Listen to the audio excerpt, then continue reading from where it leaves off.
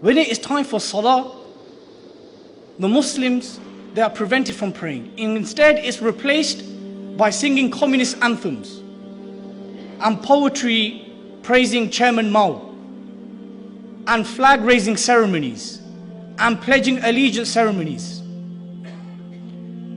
Husband and wives who have been forcibly detained, they are made to share rooms and bed with other people's husbands and wives. Think about that for a moment.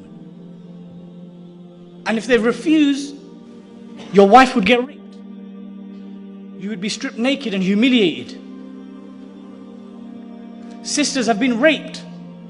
Sisters are forced to marry Han Chinese men. Sisters who have fallen ill and they need medication, they are given sterilization injections and pills.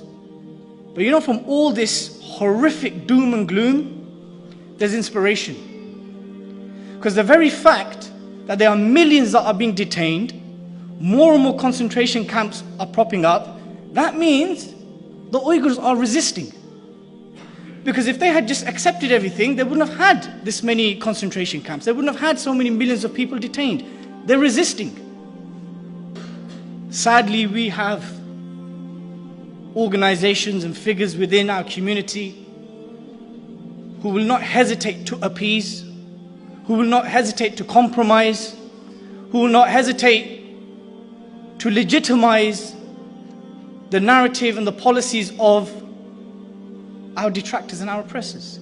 If there was ever a time, if there was ever a group of people who could compromise, who could appease, it would be our Uyghur brothers and sisters. So why are we here in the UK and broadly speaking in the West?